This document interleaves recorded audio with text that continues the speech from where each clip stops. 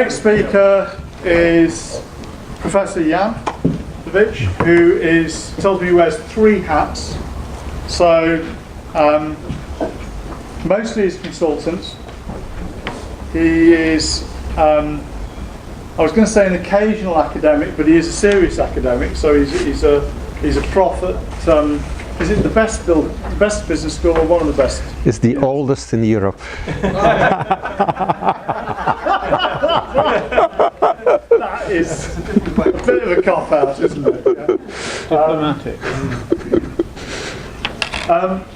And also is a serious artist, so watercolourist. Works with complex problems and complex systems, and works with teams on how to think about those in a different way. And we were just reflecting in the coffee break that there seems to be a kind of rise in books and commentary and literature generally about how to think differently, which I think is an indication of the times, really. What I see very little of is the sort of thing that Jan has done, which is around a framework for doing that. So I see quite a lot of stuff written about kind of point solutions, think differently in this particular way, rather than a sort of really coherent framework for thinking about thinking differently. So Jan, if I can hand over to you, and when we're doing questions, if we can do short and pithy and questions, that would be terrific at the end. So, thank you. It's an honor for me to be here. And I could have chosen another title. I've chosen a map to think systemically about what is not yet there. The other title could have been a map to think systemically about what is not yet there in your systemic thinking. But I didn't dare to put that on paper for such a company.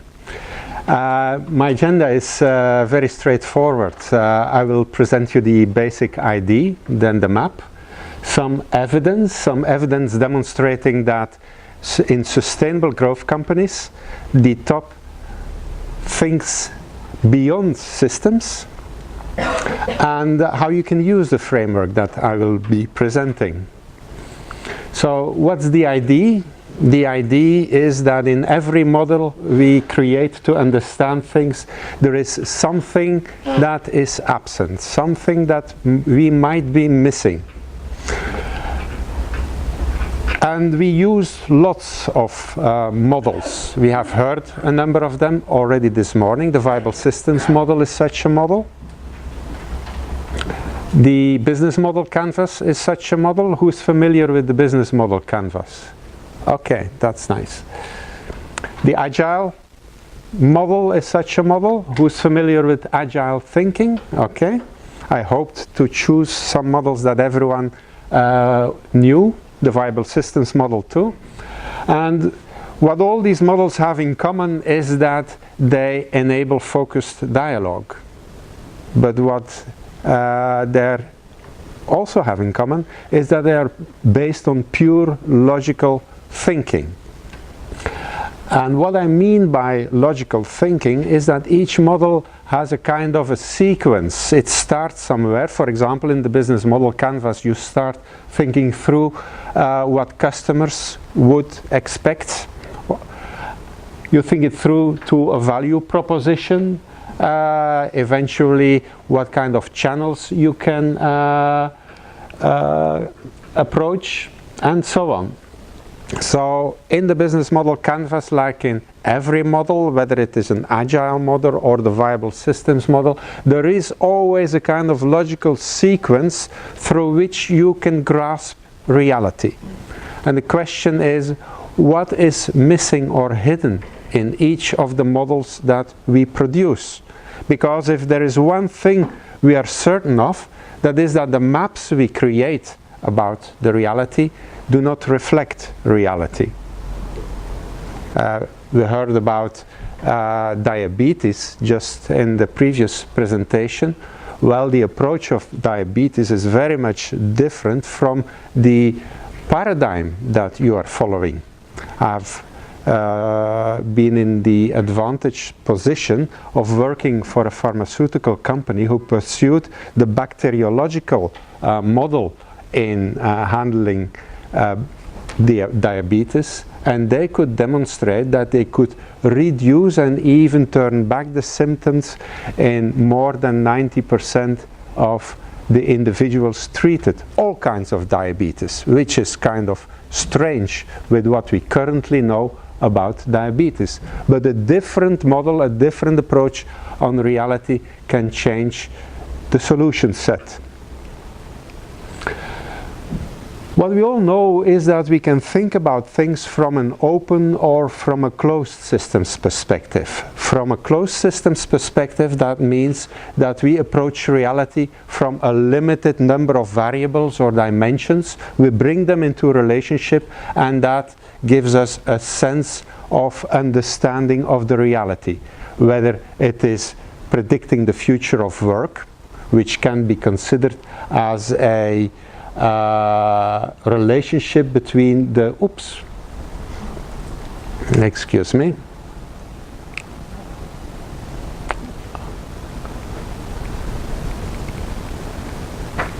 Flow in the logical model about using the... Yeah, but now I see that there is something...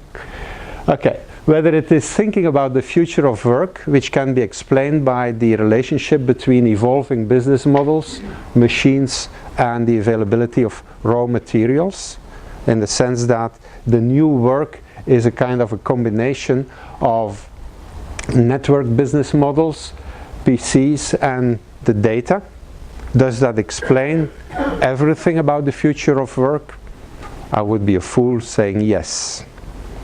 Whether it is about climate change, which can also be addressed from a number of variables, or whether it is thinking about Brexit, where, well, at least the elections in Britain were won by people reducing reality to a huge degree.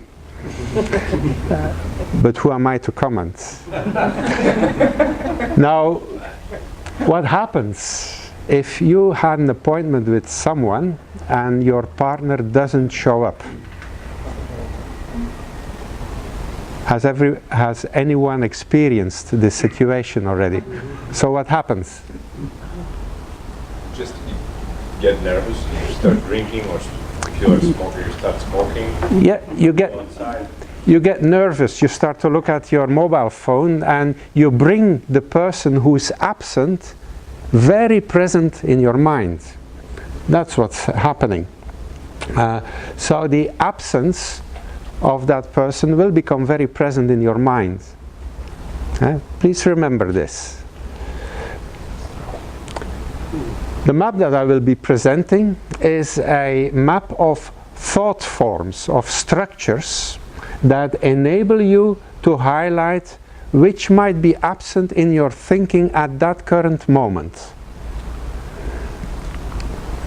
And if you consider reality, you can look at reality from the perspective of what you think about, and that has a certain breadth and a certain depth. And you can think about you could think about. That's not a play of words. What you could think about is yet not present in your mind, and the question is, how can we bring that into presence, just as the partner with whom you missed the appointment becomes very present in your mind. And you can think about human thinking as a fishnet, and the world as a kind of an ocean of complexity far transcending our human mind. And what you can catch depends on the pattern of the net. A fisherman who goes out out of the sea to go fishing, he or she will choose the net in line with the kind of fish he or she wants to catch. And our thinking is embedded in mind structures by a process very similar to that by which the fisherman's expectation of the shape of the fish he or she is after becomes embedded in the design of the patterns of the net he's about to cast out. And as humans, we have 4 kinds of nets, which I will present by 4 different pictograms, which I will come back to in just a moment. But let's illustrate what is absent or hidden in one's thinking. And what is absent, and being able to start identifying this, will help you to come in touch with what the real world is, not just with what you are thinking about the real world. And let's take the business model canvas as an example. We can ask ourselves for each of the components in that business model, whether it is the customer segments, whether it is the value proposition part, whether it is the cost or the income side, what are the layers of each of those components? We can ask the question, what are the relationships between each two and all other components, which is a kind of relational thinking. It's thinking about relationships, while the first question is thinking about the context. We can even go a bit deeper and ask ourselves the question, are these relationships merely external, or are they intrinsic, in the sense that one component can't even be defined without another? For example, it can be impossible to define certain customer segments apart from the data and IT systems that you have. Do you know with how much customer segments Amazon works? Someone has an idea? More than 1,000? Who says more? Yeah, you're probably right. Thinking about the customer segments in Amazon cannot be dissociated from the IT systems that they have. And I was told that they work with 78,000 customer segments at this current moment. What are the real-world processes that enter into each of the components? As we know, as systems practitioners, each component is always unstable because it's related to other components. So there is always a process behind it that ensures that the elements develop towards other states. And we can ask ourselves the question, what are the real world processes that enter into each of those components? And what is missing from our mental processes, our interpretations, our hypotheses, or available data by which we address the real world processes? So, in order to address those hidden dimensions, one of my teachers, Otto Laske, helped me see 4 different metaphors in human thinking. And the first one is that we can look at human thinking from a context point of view. We can focus on details, we can focus on the whole. We can focus on parts, we can focus on the layering of parts. We can even focus on structural relationships between the parts. That's what I will define as contextual thinking, as represented by a pictogram where you have a kind of a layering of themes. The second metaphor is a metaphor of a wave, something that moves, something that goes into something else. So we can look at patterns in movement. We can look to embeddedness of patterns of movement. And we can look at patterns of movement as narrowed by our logical categories that we are distinguishing. We can look at how we think from a relational point of view and ask ourselves the question, aren't we reducing reality? Aren't we missing any structural aspects in the relationships that we choose to work in? Do we take into account our patterns into the relationships?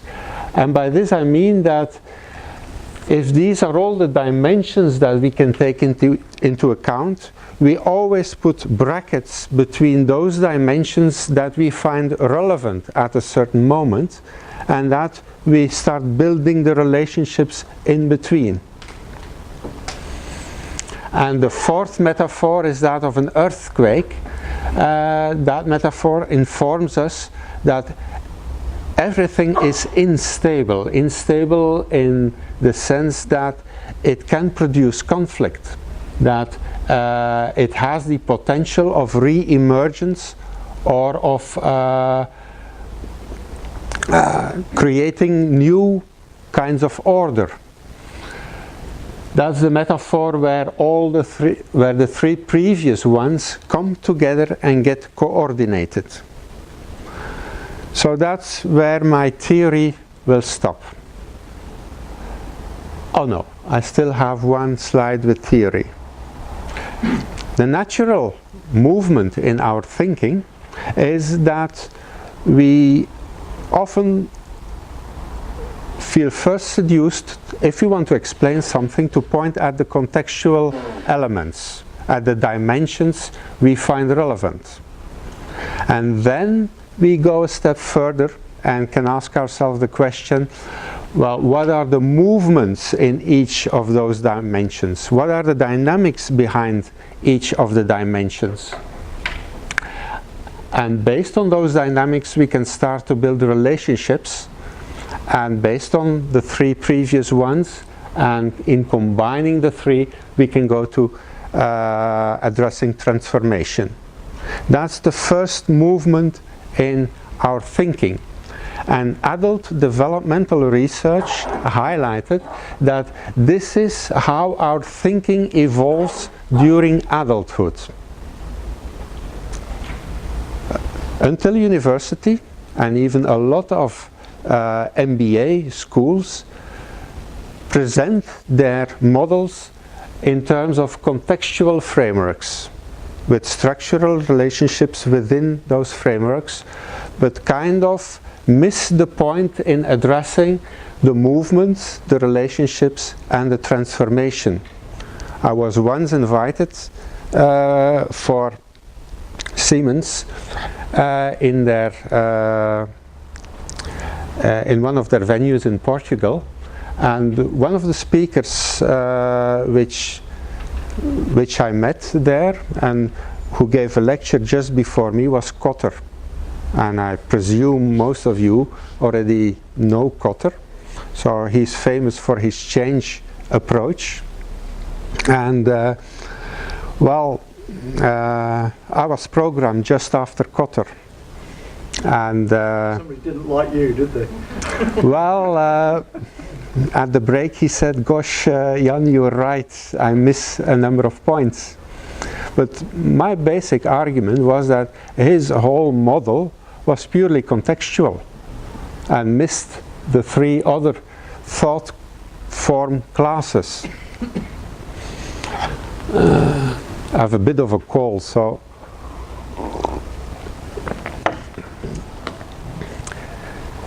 if we explore how we are thinking from this line, I will call it a breadth first approach in exploring and widening our thinking. The second one is that within each of those thought form classes, we can go a bit deeper. We can point at something. For example, we can point at the healthcare system. We can even point to certain doctors and how they do certain things. But that doesn't mean we are able to elaborate the thinking, nor linking the thinking with other thinking that might be relevant in order to come with new, refreshing solutions. The pointing to, elaborating and linking, I will call this a depth-first approach in our thinking. The advantage is that if you become aware of the two movements in your thinking, you create an awareness that what you think and how reality works might be different. And it strengthens also the dialogue, the quality of the dialogue, and the self-reflection. If you miss the awareness of the structure of thinking you are using in a certain conversation, you run the risk of entering in a very logical conversation that ends up in a kind of a polarization. You're right, the other is wrong. So the thought form map that I will be presenting is a simple one with 12 thought forms. The original thought form map contains 28 different structures, but I will be using 12 today to illustrate how you can start using it. If you think about context, you're basically thinking about the bigger picture, and you can you can point to the context in terms of the relationship between the parts and the whole. Going a bit deeper, elaborating means that you start to look at the structure and the stability of the system. The viable systems model is a model that allows you to do that.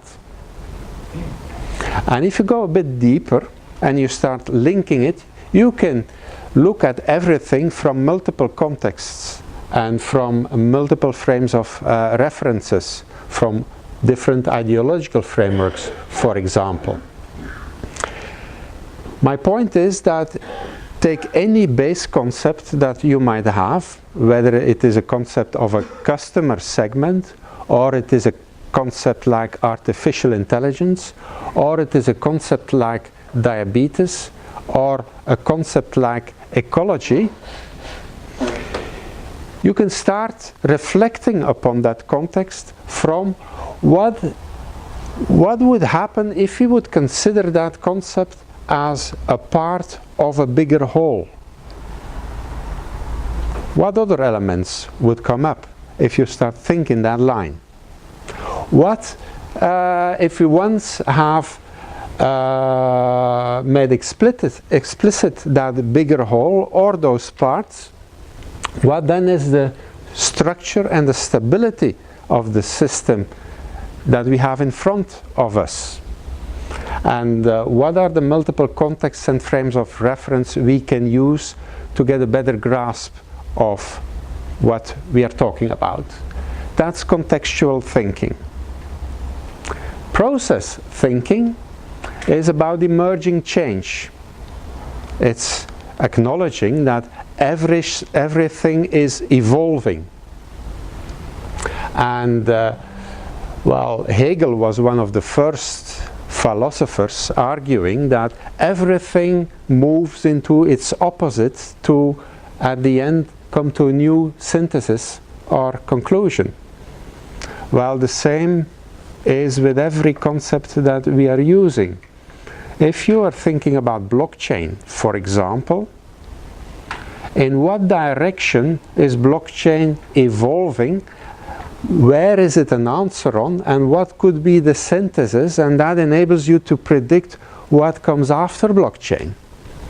It's a very simple structure once you get it, to start thinking in emergence and inclusion of opposites. Patterns of interactions in processes, in developmental processes, is something that helps you to elaborate the processes in front of you or in front of your mind. And the third thought structure within the process domain is the embeddedness in different processes. That means that, well, if you are in a context where the regulator changes things, well, a number of processes will be embedded, and becoming aware which they could be helps you to better understand the line of thinking about processes you're following at that moment. So at this point, my basic point is that if you become aware of certain structures in your thinking, you will also become aware that there is no truth out there. There is only a kind of a construction that you're making in your mind in order to understand reality. The third category is the relationship category. And the first one is bringing elements into a relationship. And that means that if you made a distinction between different groups of variables or dimensions that interrelate, how can you bring those into a relationship? You can investigate the structure of relationships, and you can go a bit deeper and try to make explicit the patterns of interaction and influence in relationships. So again, 3 different structures that enable you to become conscious about what you are not yet thinking about, what is absent in your thinking. And the transformational category, which is about disequilibria or instability, is a category where you become conscious of the limits of system stability. One of my clients, a financial institution, says that we are now living in the middle of a tornado. And as you know, in the middle of a tornado, it's wind still. Yeah? So what kind of thinking structures will help you thinking about what is a bit further in that tornado? That's about limits of system stability. The developmental movement of systems is a second thought form category within the transformational ones, and the comparison and coordination of systems and emergence of new entities is a third one. Now I will try to illustrate the relevance of this with a few examples, and I will come back to the business model canvas, and I will first explore the context, process, relation and transformational thinking, so the breadth first exploration. We can think about customer segments in terms of what different segments set apart from each other, or what is similar between different customer segments. We might think about the layering of the different customers. Are some customer segments encompassing other sub-segments? We can think about overlaps, and we can think about how the totality of the system we are thinking about influences certain subsystems. This is all contextual thinking. We can think and it's all only pointing to those dimensions. There is no highly complex thinking involved here. We can think about emergence and inclusion of opposites.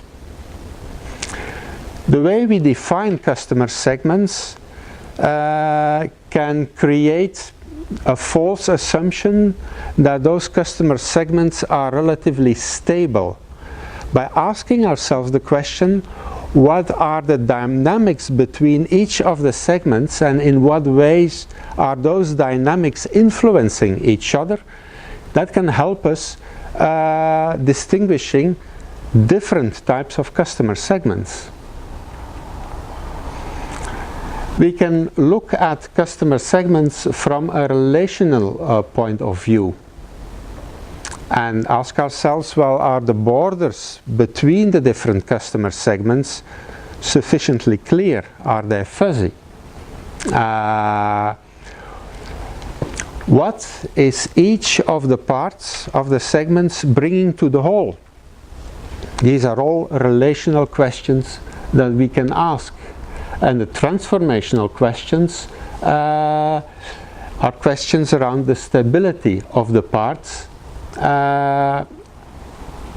and in what way the real world out there influences those segments, segments, this is very important for us to understand what is going on. If Facebook would stick to its categorization of its customer groups, I think Facebook would be out of business within 3 months.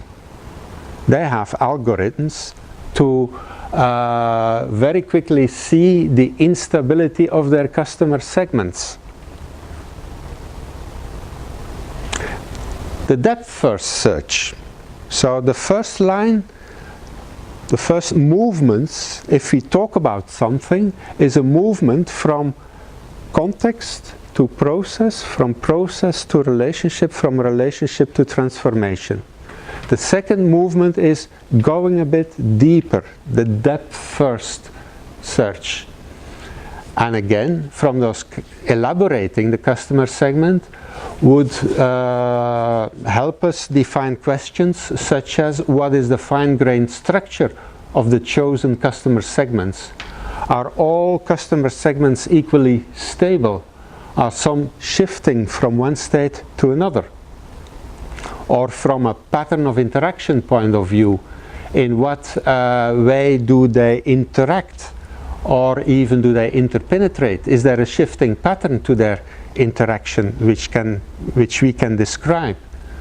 Are there any favored interaction patterns that can inform our whole approach to those customers? So what the thought structures allow us to do is asking ourselves different questions that allow us to get a better grasp on reality.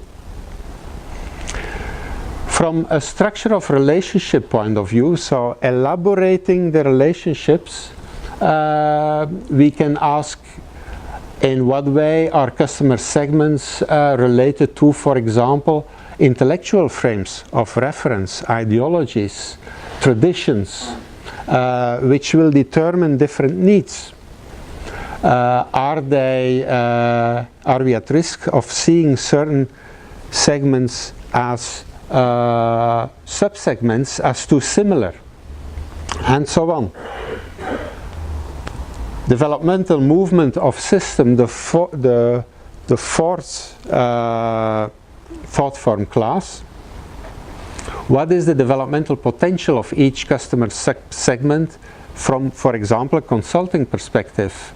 How can we make evaluative comparisons between customer segments? So this was the shift from pointing to elaborating, and we can even go a bit deeper. Deeper in terms of the strongest pain points within each of the contextual dimensions that we distinguish.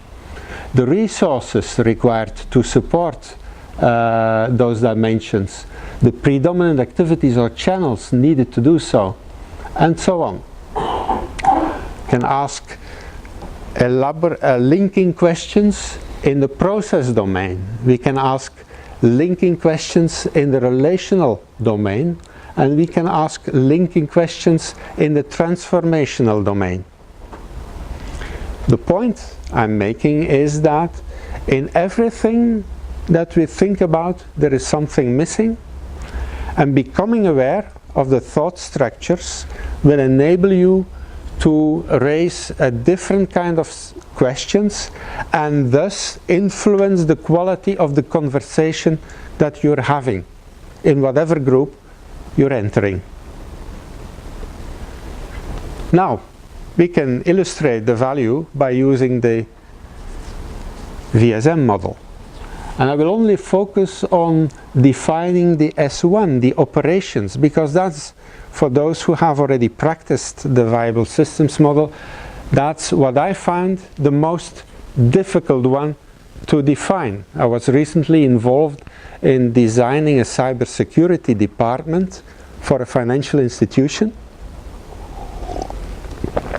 When they asked me, they said, well, and I started talking. I had no chance to even ask my first question, but the point they were making was, well, We need a structure. We know that we needed about 100 people in that new cybersecurity department. Can you help us to set it up? So my first question was, well, what would be the System 1 components? What would be the different teams, if teams would be a logical unit to start with? So, and they started talking about different possible teams. Questions that I asked were, well, what distinguishes this part from another part? So the first movement was the breadth first movement. Do they have overlaps?